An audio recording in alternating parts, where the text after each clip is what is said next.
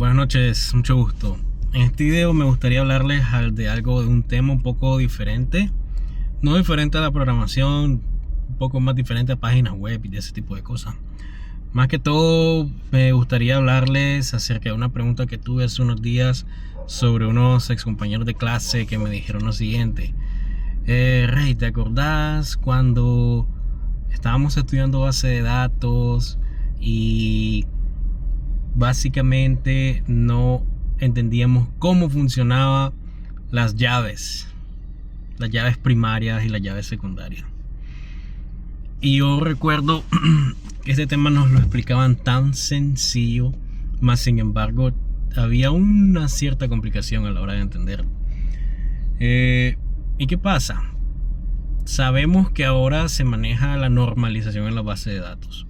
Sin embargo, hay que explicar un poquito más de las llaves primarias y las llaves secundarias. Las llaves primarias básicamente, si los voy a ilustrar, cuando tenemos una tabla, digamos en SQL, ¿verdad? Estamos trabajando con MySQL, estamos haciendo una base de datos para una tienda, digamos, y tenemos la tabla clientes. En la tabla clientes sabemos que tenemos los nombres, apellidos, tenemos dirección, podemos tener un número de teléfono, correo electrónico, etcétera, etcétera, etcétera. Pero hay una columna en esa tabla que se diferencia de las demás.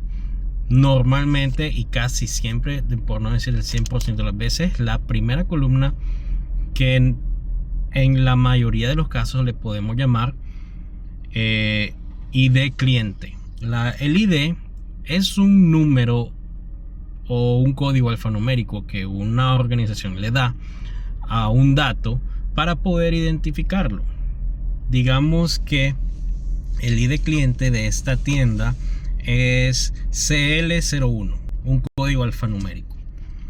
Ese es el cliente número 1, el primer cliente que se guardó.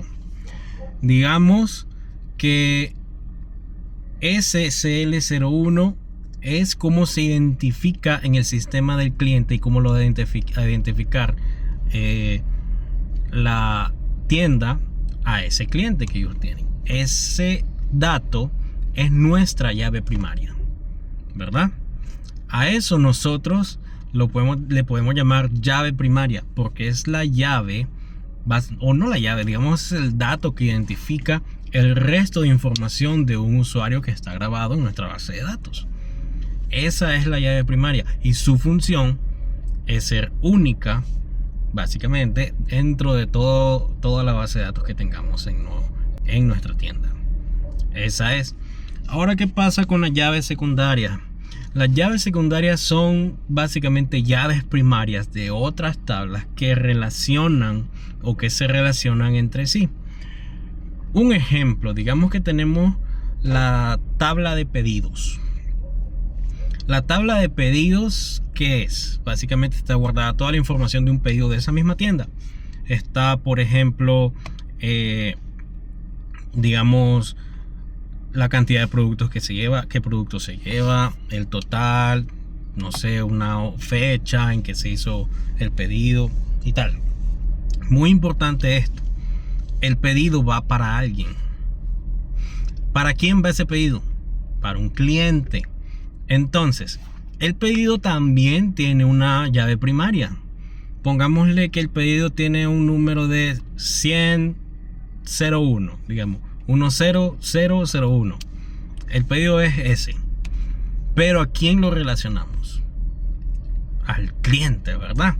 Entonces, ¿cómo hacemos para que ese cliente o para que ese pedido tenga relación con qué cliente?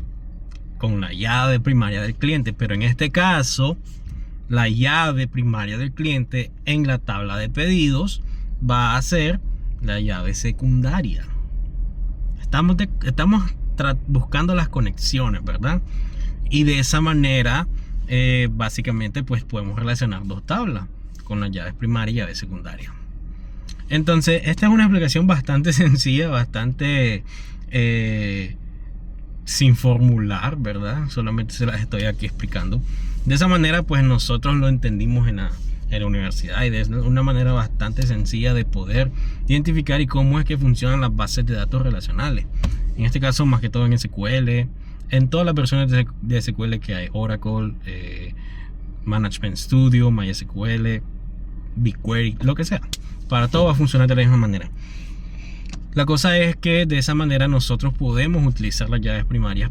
Por algo son importantes las llaves en una base de datos para la identificación y protección de nuestros datos. Básicamente de esa manera es que las llaves funcionan.